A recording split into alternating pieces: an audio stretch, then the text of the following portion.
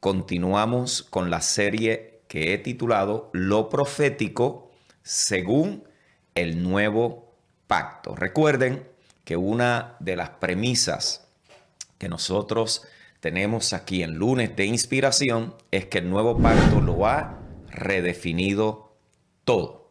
Todo ha sido redefinido en el nuevo pacto, la manera en cómo Dios se relaciona con la humanidad, la manera en cómo nosotros nos relacionamos con Dios, la manera en cómo ejercemos nuestra asignación, la manera en cómo nos relacionamos con nuestra familia, con nuestros hermanos, la manera en cómo servimos a Dios y a los hombres, todo ha sido redefinido en el nuevo pacto, desde la generosidad, nuestras relaciones, todo lo que nosotros hacemos ha sido profundamente afectado de una manera correcta en el nuevo pacto. Y por eso es que cada tema que traemos acá es a la luz de lo que en el nuevo pacto ha sucedido. Obvio que, como hemos visto también en lecciones anteriores, hay cosas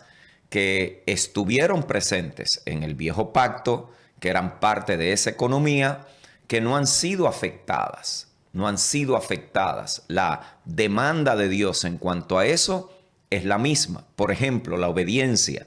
La obediencia en el viejo pacto era un aspecto fundamental que era parte de las condiciones del pacto. En el nuevo pacto es igual. Lo que cambia es la fuente que lo produce, la fuente donde se origina. En el nuevo pacto, Dios ha garantizado una familia de hijos obedientes, como provocando en ellos, produciendo en ellos el querer como el hacer para su buena voluntad. En el nuevo pacto, la obediencia es que la consecuencia natural de haber nacido de Dios. En el antiguo pacto era la observación a códigos externos y la motivación era el temor al juicio, el temor a la maldición y el temor al castigo. Por lo tanto, la fuente donde se origina esa obediencia es totalmente diferente.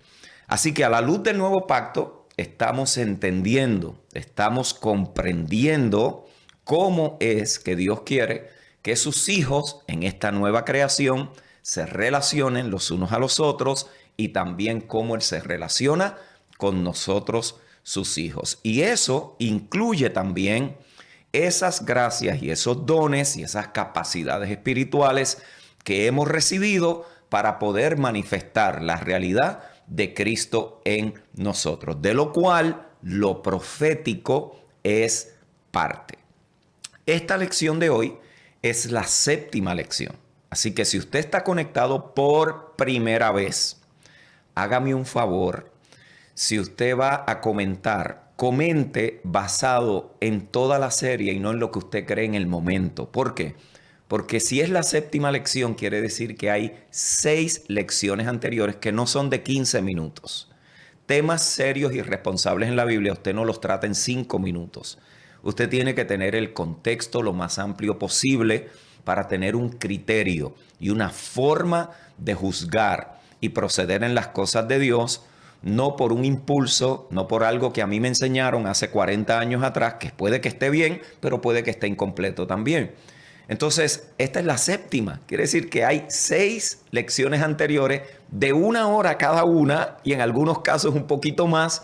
Así que todavía, mejor dicho, ya tenemos terreno recorrido en este tema, y hoy seguimos sumando en este orden, en esta manera en cómo nosotros estamos entendiendo un tema tan importante como lo es lo profético en el nuevo pacto. Les confieso que los testimonios han sido impresionantes, la cantidad de personas que me han compartido cómo esta serie ha traído claridad a muchas áreas, a muchos aspectos donde la gente sabía que tenía que haber un poquito más, tenía que haber un poco de más luz para poder comprender, entender algunas de las cosas que hemos visto, que se están viendo y que se seguirán viendo. Esto no ha de cambiar. Lo que sí puede cambiar es la manera en cómo nosotros nos relacionamos con las cosas que están sucediendo. El tema de hoy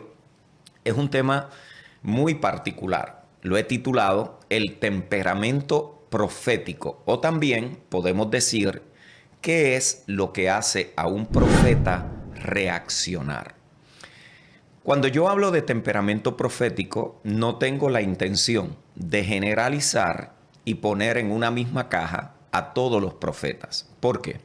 Porque cualquier tipo de generalización en cualquier campo es limitante. Escuche bien, si usted mete a todas las personas en la misma caja, por más preciso que usted crea que es, usted va a encontrar que hay muchísimas limitaciones. ¿Por qué? Porque por definición, las generalizaciones lo que hacen es que representan cosas que son usualmente ciertas. No es que siempre son ciertas de igual manera para todo el mundo, sino que son usualmente ciertas en ciertas situaciones. Tomemos, por ejemplo, el tema de lo que se conoce como el análisis de la personalidad. Si usted se ha hecho algún tipo de estos análisis, usted sabe que cuando lo evalúan a usted no es 100% exacto, pero generalmente la conclusión es cierta. Yo me he hecho varios. Primero para conocer cuál es mi estilo de liderazgo, para conocer cuáles son mis fortalezas, cuáles son mis debilidades, cuáles son mis tendencias, cuáles son mis características al enfrentar ciertas situaciones, cierta manera de entender la vida, las cosas. ¿Ve? Todo eso nos ayuda, ese tipo de análisis, ese tipo de estudio. Me he hecho varios a través de los años y la realidad es que más del 80% del análisis es cierto en cuanto a mi personalidad. Por lo tanto, todas aquellas personas que tenemos las mismas tendencias, las mismas características en ciertas áreas de la vida, podemos estar categorizados, no etiquetados, categorizados como que estas son las cosas que generalmente están presentes en este tipo de personalidad.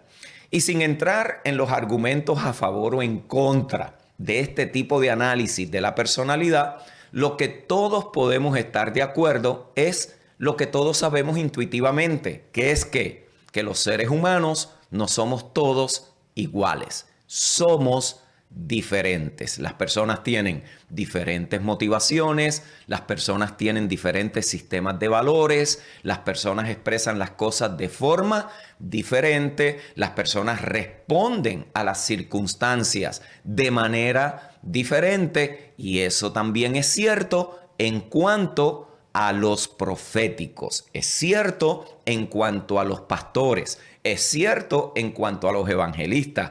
Hay ciertas características que están generalmente en todos los que ejercitan un don, una gracia, una función dentro de ese orden, ya sea apostólico, profético, evangelístico, pastoral o maestro. Todos tienen una configuración de personalidad que es muy distinta a la de muchos otros. Y esas características, esas distinciones, esos rasgos peculiares que están generalmente, ojo, generalmente en cada uno de esas gracias es lo que los hace reaccionar. De la misma manera que hay unos rasgos, que hay unas tendencias, que hay unas reacciones, que hay unas fortalezas, que hay unas debilidades, que hay unas luchas, que hay unos hábitos, que hay unas virtudes en un pastor, en un apóstol, en un maestro, en un evangelista, también los hay en un profeta. ¿Por qué? Porque cada llamado tiene unas características en la personalidad y en el temperamento. Dios no equipa cosas, Dios equipa gente. Y nosotros los seres humanos, no sé si usted se había enterado, somos la gente más complicada que existe en el planeta. A veces nosotros mismos ni nos comprendemos, ¿cierto? Entonces, Dios lo que llama es gente. con debilidades, con fortalezas, con virtudes, con tendencias. Somos distintos. El hecho de que nazcamos de nuevo, mientras que se empieza a formar en nosotros esas características y virtudes que responden al carácter de Dios en nosotros, seguimos siendo personas únicas, seguimos siendo personas muy peculiares para Dios. Cada uno tiene una configuración, tiene unas capacidades, tiene unas tendencias. Reaccionamos a cosas distintas. Usted pone a un apóstol, profeta, evangelista, pastor y maestro a mirar, a juzgar, a tratar con una misma situación y lo van a ver desde puntos de vista distintos. Qué rico, qué bueno, qué maravilloso. ¿Por qué? Porque lo que indica es que hay diferentes gracias tratando de manejar esa situación en particular. Cada llamado tiene unas características en la personalidad y en el temperamento. Hay ciertas cosas que son comunes en cada una de las gracias que Dios ha constituido, cualquiera que ella sea, cualquiera. Ese capítulo 4 de la carta de Pablo a los Efesios menciona 5 funciones particulares que están en esa capacidad de apóstol, profeta, evangelista, pastor y maestro. Ya hemos visto en lecciones anteriores que eso no son oficinas, que eso no es gobierno, eso es una expresión del Cristo resucitado a través de una gracia que ha sido constituida para que los santos sean equipados para la obra del ministerio, que no es otra cosa que esa expresión, que esa manifestación de quien Cristo es en su iglesia hacia la humanidad.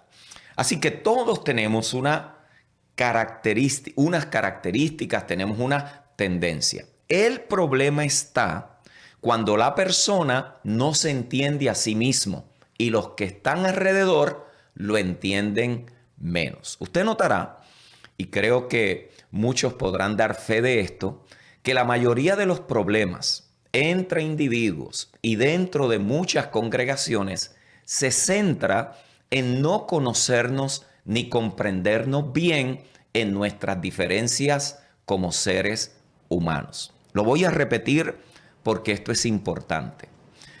Si nosotros no reconocemos, no aceptamos, si nosotros mismos no conocemos cómo es que estamos configurados, por qué hay ciertas cosas a las cuales yo tengo tendencia, por qué hay ciertas cosas que a mí me pueden gustar, pueden producir una reacción en mí que otras personas no la tienen. ¿Por qué me acerco a ciertas situaciones de una manera diferente a como lo pueden ver otras personas? Si yo personalmente no conozco eso, imagínese cómo voy a pretender que los otros me entiendan, que los otros me conozcan. Por eso la mayoría de los problemas entre personas y en muchas congregaciones no es que se metió un demonio de división. No es que hay una legión de demonios que ahora le quiere destruir la congregación. No, muchas de las situaciones están por causa de que hay una deficiencia de comprensión en cuanto a nuestras diferencias como seres humanos. Y cuando no reconocemos nuestras diferencias, creemos que lo que es diferente del otro es una deficiencia que tiene que ser corregida. Escuche bien esto, porque esto es importante. Si yo creo que el otro está mal porque no lo ve, porque no lo hace, porque no responde de la misma manera que yo, entonces eso debe de significar que esta persona no está bien, que esta persona está deficiente en algo. Y ahí es donde comienzan los problemas, porque asumimos que la diferencia del otro es una deficiencia que tiene que ser corregida. Llévelo al caso del matrimonio, llévelo al caso de las relaciones personales, llévelo al caso de la relación congregacional, llévelo al caso de un ministerio, en un equipo ministerial. Y usted va a notar que si no se entiende este principio, se asume que la diferencia del otro es una deficiencia que tiene que ser corregida. Por eso es que muchos líderes se rodean de gente que a todo lo que ellos dicen le dice que sí. ¿Por qué? Porque no saben apreciar la forma de proceder, de ver, de juzgar, de analizar las otras. Así que si usted tiene un equipo de personas que a todo lo que usted le dice que sí, nunca presentan una perspectiva diferente, usted no tiene un equipo. Usted lo que tiene son robots que están simplemente diciendo lo que usted quiere que ellos digan. Por lo tanto, necesitamos apreciar esas diferencias que no son deficiencias, lo contrario, son parte del diseño de Dios. Las diferencias son parte del diseño. Escríbalo por allí para que se le quede. Las diferencias son parte del diseño. Dios nos ha hecho diferente, somos distintos, reaccionamos a cosas diferentes, no todos somos iguales, son parte del diseño. Hay una razón porque usted no le pone una silla de caballo a una gallina. Hay una razón para eso. Y hay una razón del por qué el caballo no está en una jaula comiendo purina. Por diseño y por función son diferentes. Usted se imagina lo ridículo que nosotros nos veríamos tratando de ponerle una silla de montar a una gallina. No está diseñada para eso. No está configurada para eso. No es parte de su diseño. Y ahí es donde comienzan las frustraciones. La frustración de mucha gente es que están tratando de cumplir un trabajo, una tarea o una función para lo cual no están equipados. Escuche bien eso.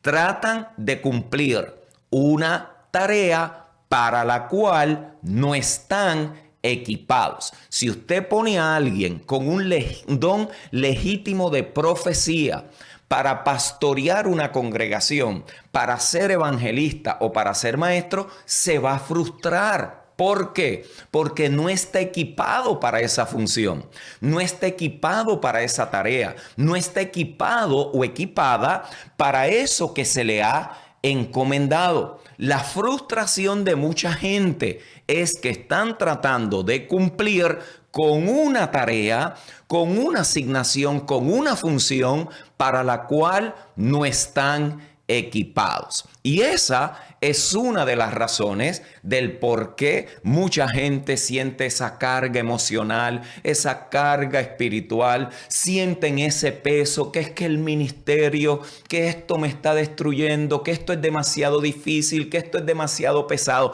Bueno, obvio, la manera en que mucha gente ejerce el ministerio lo va a destruir, porque eso no es parte del diseño divino. Debemos de entender qué verdaderamente es ministerio para ir eliminando una cantidad de cosas que los hombres han impuesto que no tienen nada que ver con el diseño divino. Muchas de las cargas que se viven es que estamos haciendo muchas cosas que no son parte del diseño, de la función a la cual hemos sido llamados a operar. Y como consecuencia, muchas situaciones suceden en el ministerio.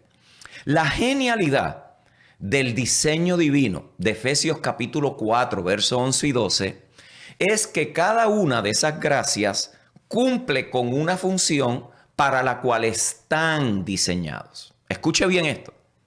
Esa es la genialidad. Por eso, si nosotros no reconocemos, hay gente que se engancha y los apóstoles son para hoy y los profetas, eso ya pasó. ¿Ves? Si usted todavía está estacionado allí, necesitaríamos meses para ver si le ayudamos a entender el por qué esas gracias están y son necesarias. y son necesarias. Yo no estoy hablando que todo el que se llama apóstol y todo el que tiene una etiqueta de profeta lo es, como tampoco el pastor o el evangelista o el maestro. Eso no es lo que yo estoy diciendo. A veces lo que tenemos es una apostolitis, exageriditis con esteroiditis, ¿ves? Son cosas que están súper infladas porque se mete una tendencia, hace una cantidad de cosas, se quedan los efectos de eso por años y años y luego traer corrección a eso es un poco más difícil de lo que nos habíamos imaginado, ¿vio? Yo no estoy hablando de eso. Yo no estoy hablando de que cualquiera ahora que viene y unge a otro como apóstol, eso es que es apóstol y está en la categoría de que ya está sobre todos y que ahora todos los pastores se sujetan a él o a ella. Yo no estoy hablando de esas tonterías. Yo estoy hablando de cosas responsables y serias que tienen que ver con la edificación de los santos, no con la moda de un momento determinado, con la edificación de los santos. En esa edificación de los santos se requiere todas las gracias que Dios ha puesto para su edificación. Por lo tanto, ese diseño de Efesios 4, 11 y 12 es genial, pero a la misma vez no es la experiencia en la mayoría de las congregaciones. ¿Por qué? Porque en la mayoría de las congregaciones, el modelo dominante es la expresión singular del don pastor maestro. Escuche bien. Por lo tanto, ¿qué es lo que ha habido? Ha habido una sobreexpresión de ese único don. Por eso hay hasta libros que dicen que el pastor reúne todas las gracias, y que el pastor es la cabeza de la iglesia y que el pastor opera en esas distintas funciones cuando es necesario. Imagínense, a Dios se le ocurrió resumirlas todas en una sola gracia. Pues eso es interpretación nuestra. Por lo tanto, como ha habido una sobreexpresión de ese único don, entonces los valores y creencias respecto a lo que es semejante a Cristo y lo que es normal están limitados a un solo modelo. ¿A cuál? Al modelo pastoral.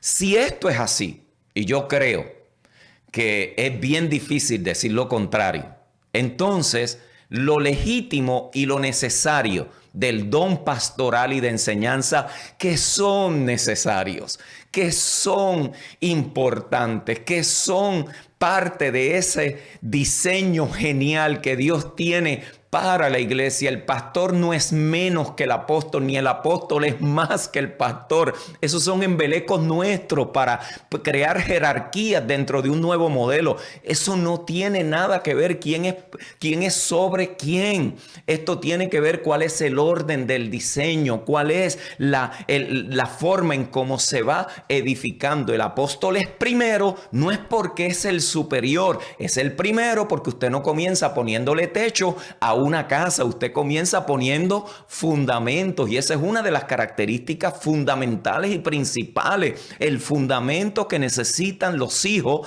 para que el edificio se pueda construir bien. Y no es el edificio de arena, piedra y cemento, es el edificio espiritual que el Espíritu Santo está edificando, construyendo. Ese don pastoral es necesario, ese don de enseñanza es necesario, ese don evangelístico es necesario, ese don profético, ese don apostólico es necesario, mis queridos hermanos. Si no están allí, entonces se juzga de una manera incompleta las cosas espirituales. ¿Y cuál es el problema con eso? Bueno, el problema es que es incompleto, inadecuado, y es una representación inexacta de todo el espectro de lo que significa pensar y actuar como Jesús. Escuche bien, ningún ser humano puede contener plenamente la amplitud de la imagen de Dios en la humanidad. Escuche bien esto, ningún ser humano puede contener plenamente la amplitud, la profundidad, la expansión de la imagen de Dios en la humanidad en su Hijo Jesucristo. Ninguno. Por eso es que Él se vale de un cuerpo para que los represente, no de un individuo. Todos los individuos, todas las partes individuales, somos miembros de ese cuerpo. Así que los ministerios representados en Efesios 4 son ¿qué? Son las expresiones del Cristo resucitado. Por eso dice que subiendo, dice, llevó cautiva la cautividad. Y mira lo que dice después, y le dio dones a los hombres. ¿Cuáles son esos dones? Lo que usted lee después. A unos constituyó apóstoles, profetas, evangelistas, pastores y maestros para la edificación y el perfeccionamiento de los santos. Note bien, esos dones, esas gracias, esa función es una expresión del Cristo resucitado que Dios Padre establece para que la imagen de su Hijo sea reflejada plenamente en su iglesia. Así que la iglesia necesita que todas esas expresiones funcionen de forma saludable y nosotros nos necesitamos los unos a los otros como individuos. Así que todos vamos a reaccionar. Todos vamos a tener tendencias, todos vamos a tener características particulares que van a ser diferentes el uno del otro y los profetas no son la excepción. Uno de los libros que yo le voy a recomendar hoy que usted adquiera, obvio, es un material en inglés extenso, lo escribe Andrew Herschel. Es este libro que está por aquí. Este libro tampoco es para leerlo cuando usted esté en una cita médica. No lo va a terminar de leer. Son 632 páginas. Es lo que yo creo el tratado más extenso, profundo y completo de la temática de los profetas. Es un libro que debería de ser requerido para todo aquel que tiene ya sea un don en función profético, ya sea que está ejerciendo algún tipo de capacidad en una congregación profética, debería ser lectura requerida para todo aquel que ejerce una función profética. Una de las cosas que él trabaja en este libro es lo que tiene que ver con el temperamento y el llamado profético. Mis queridos hermanos, es maravilloso poder entender a la luz de la Escritura, no a la luz de las experiencias de otros, a la luz de la Escritura. Y luego juzgamos las experiencias que hemos tenido. ¿Vio? Esa es la belleza de esto. No es que estamos invalidando su experiencia, es que su experiencia no constituye ni doctrina ni un orden de edificación. Eso es lo que es. Esa es su experiencia. Si esa experiencia es parte de una manera de edificación, entonces usted tiene un testimonio dentro de eso. Pero no es que su experiencia se constituye. Mi experiencia no constituye que nadie debe de hacer ni seguir lo que yo he hecho, lo que he vivido, la manera en cómo yo he experimentado la gracia de Dios. Eso no es un orden de edificación. Pero si mi experiencia está dentro de ese diseño divino, entonces yo personalmente, no para decirle a otro que tiene que hacerlo igual que yo tengo entonces un testimonio en ese proceso, en ese orden de edificación. Cuando usted lee un recurso como este, usted no va a estar leyendo lo tradicional que se habla de lo profético en los círculos pentecostales y carismáticos, sino que usted está leyendo una exposición profunda que va mucho más allá. Y muchos de los conceptos que hoy yo voy a compartir con ustedes están señalados en ese libro, con la diferencia de que el autor no escribe desde la perspectiva del nuevo pacto. Por lo tanto, es mi intención que lo que yo he logrado entender de lo que es el nuevo pacto y cuál es su legalidad en el diseño de edificación para la iglesia del Señor, sumar a ese entendimiento y poder comprender a la luz del nuevo pacto cómo funcionamos, cómo ejercemos, cómo podemos crecer y madurar en esa gracia y en ese don que es tan necesario para la edificación de la iglesia del Señor. Así que veamos algunas generalidades. ¿Cuáles son algunas cosas que son comunes en un profeta? ¿Ve? Esto es importante. Noten lo que dije. ¿Cuáles son cosas que son comunes? No estará al 100% en todos, pero en todos habrá algo que es común. Hay una generalidad. ¿Por qué? Porque eso es parte de esa configuración. La pregunta entonces que nos tenemos que hacer hoy es: ¿qué clase de persona es un profeta? ¿Qué clase de persona es? Y un profeta pudiéramos definirlo como alguien que se identifica tan profundamente con la intención de Dios para su pueblo y la condición del pueblo de Dios, que frustra su intención, que el antiguo pacto lo describe de una manera tan precisa utilizando esta frase: la palabra del Señor. Escuche bien. En lecciones anteriores yo les hablé que un profeta los relaciona todo al propósito eterno.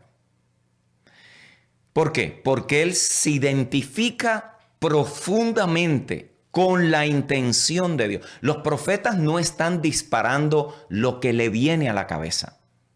Ellos no están allí hablando porque ven cosas. Y eso puede ser una característica del don para operar. Pero yo no puedo pensar que cada cosa que se me viene a mí a la cabeza es de Dios. Yo tengo que estar profundamente relacionado ¿con qué? Con la intención de Dios para su pueblo. Y tengo que también tener una claridad y definición de la condición del pueblo de Dios que puede estar frustrando la intención de Dios para ellos. Por eso, cuando el pueblo de Israel se desviaba de las condiciones del pacto, Dios levantaba un profeta y ese profeta venía con la palabra del Señor. Por ejemplo, Zacarías 9:1 dice: esta profecía es la palabra del Señor, la cual caerá sobre la tierra de Hadrac y sobre Damasco. Ciertamente, dice Zacarías, ciertamente el Señor tiene puestos los ojos sobre la humanidad y sobre todas las tribus de Israel. Malaquías 1:1. Esta profecía es la palabra del Señor dirigida a Israel por medio de Malaquías. Note que esa palabra del Señor venía ¿para qué? Para mostrar al pueblo de qué era que se habían desviado para que regresaran a cumplir las condiciones del pacto. Eso es una característica general que está en los verdaderos profetas. ¿Por qué? Porque ellos están interesados en que el pueblo no se desvíe de las condiciones del pacto. Esto es diferente a lo que se oye hoy. Diferente. Que el Señor te va a dar 4 negocios, que te va a hacer millonario, que el Señor te ama y Él quiere que tú seas feliz, que Él tiene un maravilloso plan para tu vida. Y eso es domingo tras domingo, tras domingo, tras domingo. Y voy a decir algo y me voy a tomar el riesgo de ser malinterpretado, pero tampoco sería la primera vez. Usted júzguelo, péselo, y si usted cree que esto tiene algo de Dios para usted, para sumar a su desarrollo, a su crecimiento y a su entendimiento, usted péselo en el Señor. Péselo, no lo descarte de primera mano, pero péselo en el Señor. Escuche bien esto. Estar siempre dándole palabras motivadoras, dándole palabras de prosperidad, estar siempre diciéndole a la gente todas las cosas grandes que vienen en su futuro, cuando no hay una razón legítima para hacerlo, fue una de las cosas que caracterizó a los falsos profetas en Israel. Ojo, yo sé que lo que estoy diciendo a muchos le va a caer como sapo. Yo lo sé, pero entienda lo que le estoy diciendo. Entienda lo que le estoy diciendo. Esto es para su bienestar. Estar siempre dando, como hoy se dice, palabras positivas porque nosotros no somos profetas del caos. Nos vamos a los extremos con tanta facilidad. O sea, salimos de acá y ahora caemos acá. ¿Vio?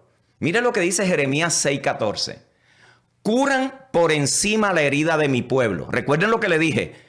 Una de las características del verdadero profeta es que se identifica con la intención de Dios para el pueblo y saben cuando el pueblo se ha desviado de las condiciones del pacto. En el nuevo pacto eso no cambia. Lo que cambia es la fuente, recuerde. Jeremías dice, de estos profetas falsos, curan por encima la herida de mi pueblo y les desean paz, cuando en realidad no hay paz.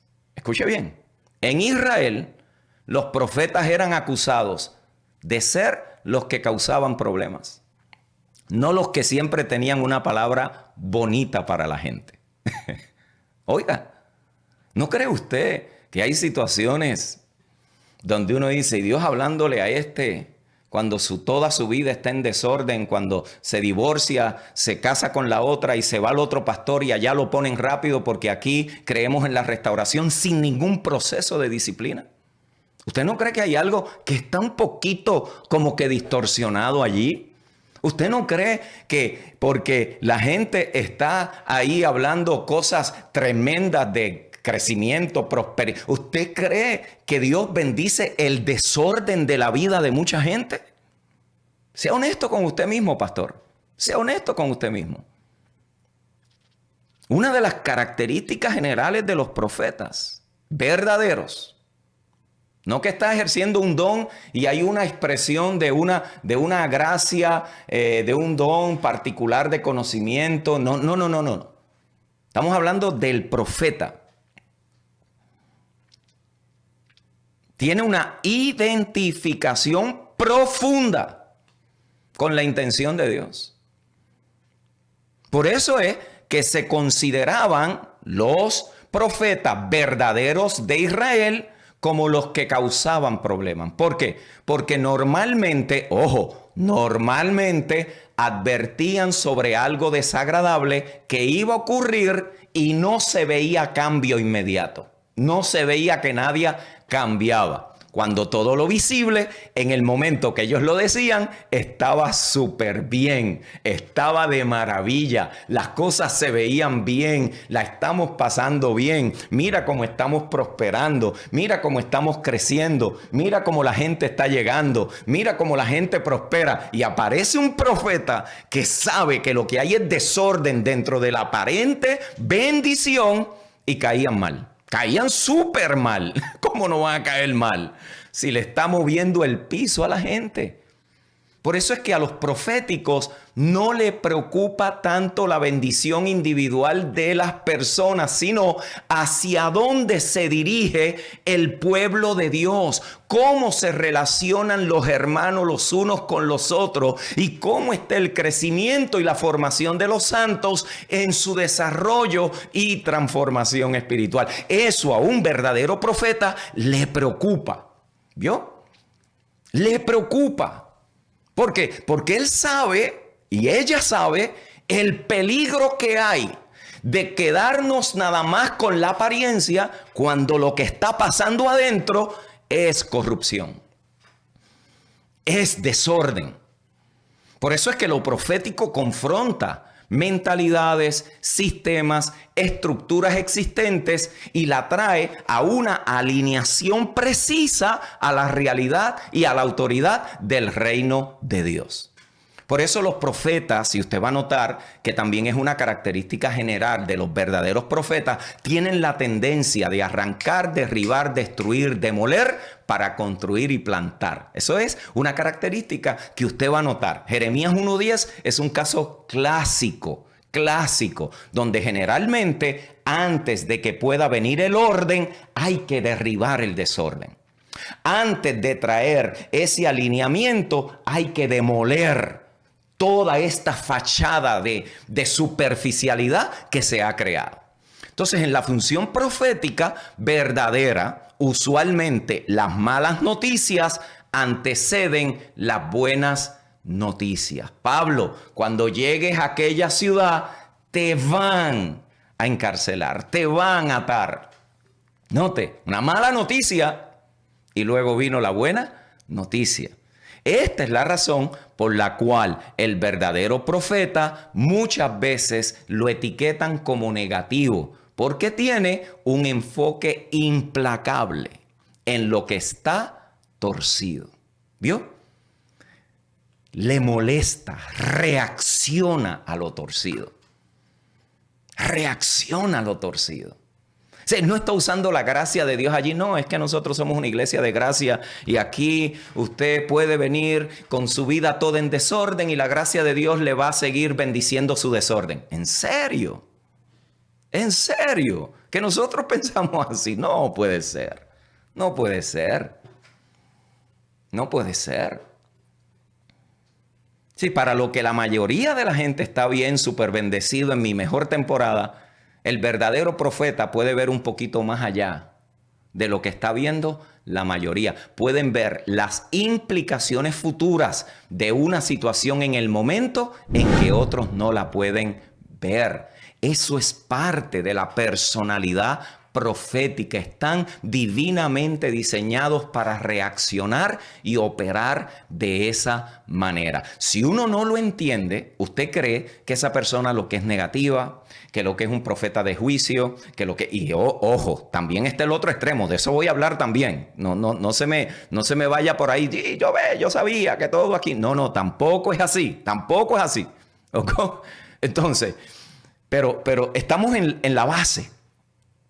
Si el verdadero profeta entra a un escenario y hay una situación que hay que corregir, que está desordenada, que está desalineada, que está aparentemente bien, pero la vida de las personas está navegando en la superficialidad, su vida es un desorden, su vida matrimonial, su vida está en un completo torbellino, está continuamente en diferentes cosas buscando a ver qué es lo más que le conviene para que allí lo acepten. Si eso el profeta lo identifica y lo comparte, suena como que es alguien negativo, que todo lo toma demasiado de serio.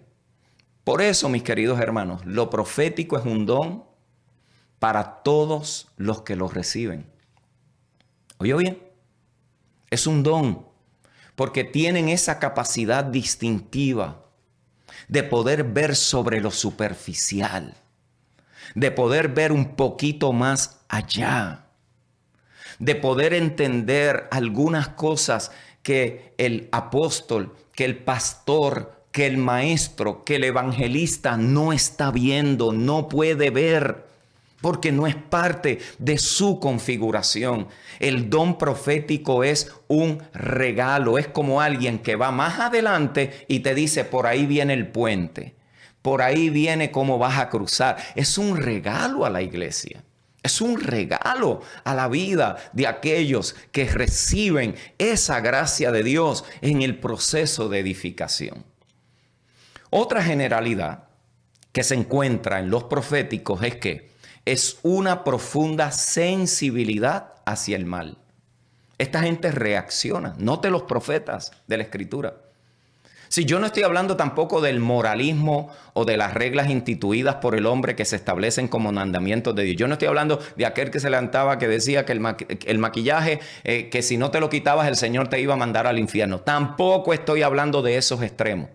Note, pero esos pueden ser gracias legítimas que están mal informadas.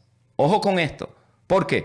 Porque si nosotros no tomamos a las personas y no les ayudamos en su proceso de formación, por eso el discipulado en cada una de estas áreas es tan importante. ¿Por qué? Porque el don comienza legítimo, pero si la manera en cómo se instruye ese don es equívoca, la expresión de ese don, escuche bien, contiene información equivocada. pero la intención, la tendencia, la reacción es justa, es propia. Tiene que ver con algo. El asunto es a qué ha sido expuesto. Por eso debe ser requisito que todo creyente sea instruido en el nuevo pacto para que empiece a formarse desde el fundamento legal de cómo Dios se relaciona con la humanidad y cómo nosotros nos relacionamos con Dios de la manera correcta.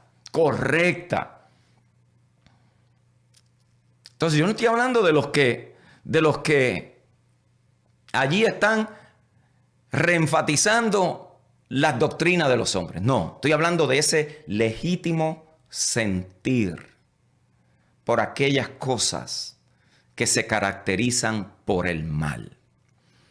El mal en relación a qué? En relación al pecado. ¿Ve? Por eso estos profetas sienten, ven las consecuencias del pecado. Y saben que una condición de pecado sin corregir produce una cosecha. Produce una cosecha. Y es una cosecha del mal, no del bien. Entonces su aparente severidad se basa en ¿qué? En un profundo amor y compasión, porque pueden ver donde otros no pueden ver. Lo que esas implicaciones del pecado van a costar a manera de dolor más adelante. Por eso, en la fibra de su ser, sienten el quebranto, el dolor divino y la frustración de la pérdida que va a causar para Dios, que viene como consecuencia del pecado. Escuche bien. El profeta sabe lo que la religión y la corrupción hacen para distorsionar quién es el Señor delante de la iglesia, cómo Él se representa ante la humanidad y qué es lo que frustra, lo que trae dolor al corazón del Padre. Lo que trae dolor ante el corazón del Padre. Por eso lo profético a menudo parece centrarse en lo que está torcido y debería de enderezarse. Usted lo debe de haber escuchado. Nosotros deberíamos de concentrarnos en lo positivo nada más. Centrarse en lo que está mal no es sano. Ahora, dígale eso a un oncólogo. Dígale eso. Que un enfermo fue, lo llevaron al oncólogo, le diagnosticaron cáncer, pero el oncólogo no se quiere concentrar en el cáncer. Él quiere resaltar el color de los ojos de la persona. Qué bellos ojos tú tienes. Dígale eso a un oncólogo, que se concentre solo en lo que está bien. Mire, solo las personas que niegan su enfermedad consideran que concentrarse en lo que está mal no es saludable. Solo alguien que esté en un estado de negación puede decir que todo está bien. Que no hay necesidad de concentrarse en las cosas que necesitan ser corregidas. Escuche bien.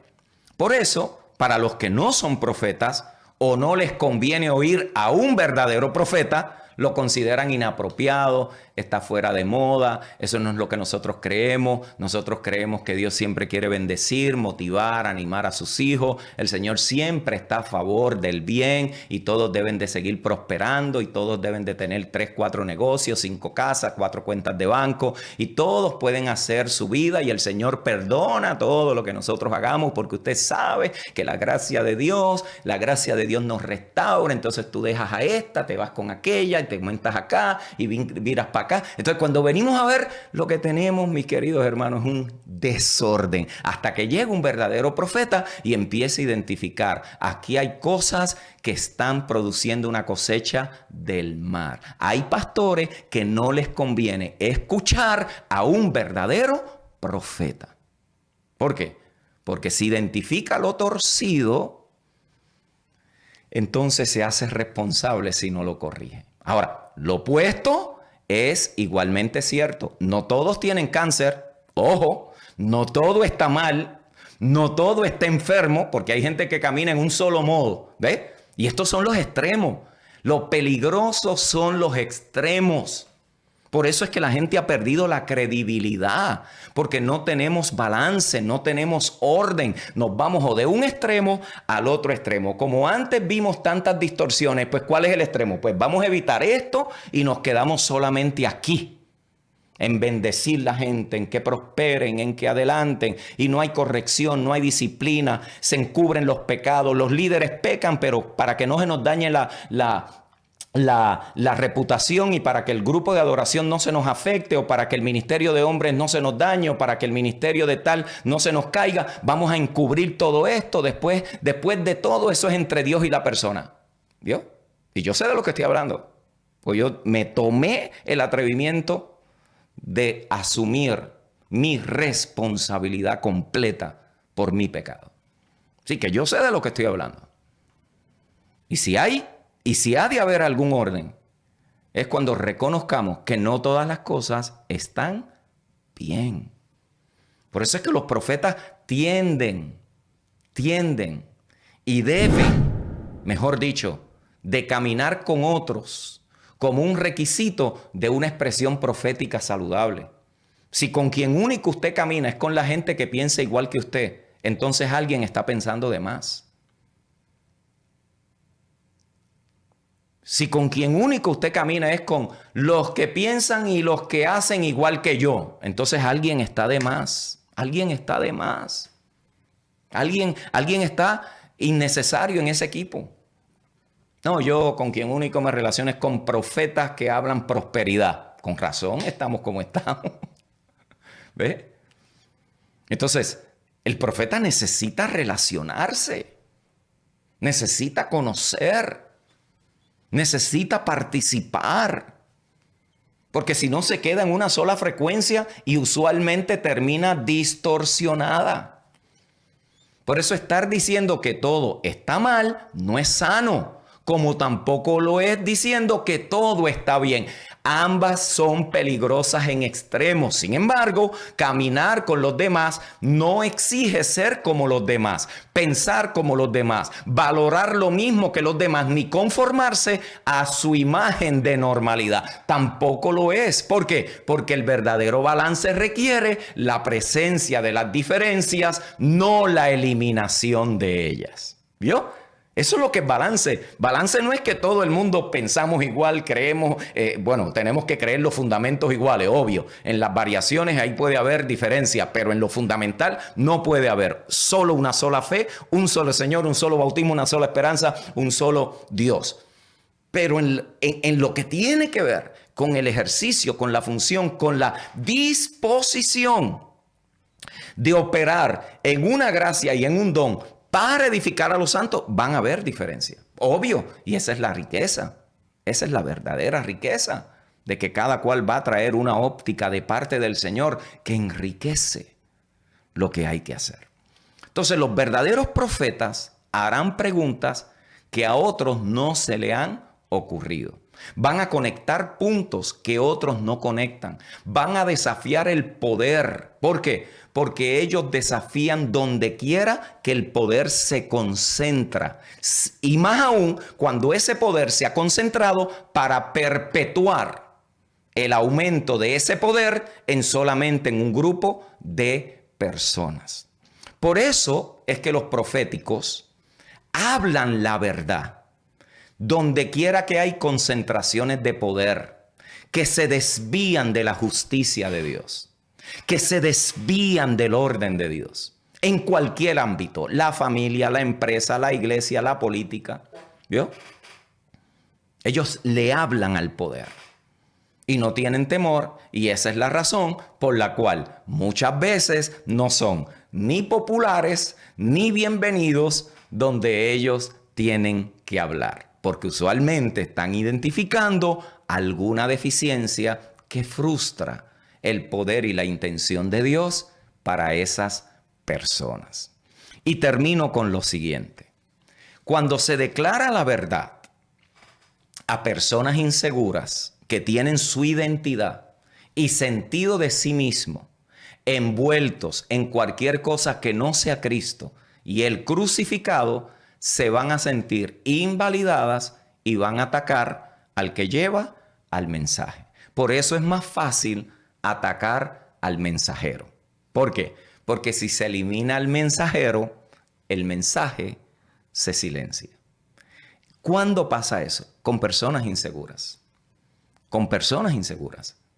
con líderes inseguros, con pastores que tienen su identidad, con apóstoles que tienen su identidad y reputación en lo grande que es su red, en las muchas congregaciones, en los muchos hijos que tienen en las naciones, en lo grande que es la congregación, en la cantidad de políticos que asisten a su iglesia, en la cantidad de premios que le han dado, en la cantidad de reconocimiento. ¿Ve? Cuando uno hace su identidad ministerial basado en eso, cualquier cosa que suena diferente es amenazante. Sin embargo, ahí puede estar la salvación de tu ministerio. Ahí puede estar lo que tú necesitabas saber antes de la próxima crisis que se avecina. Ahí quizás es que está la clave de escuchar otras gracias, de escuchar otras perspectivas basadas en legítimo orden de edificación. ¿Para qué? Para que se corrija lo deficiente y se siga en el proceso, en el crecimiento y en el desarrollo de esa formación de Cristo en los santos. Mis queridos hermanos y hermanas, todo esto forma parte de la profecía, pero también requiere una sabia administración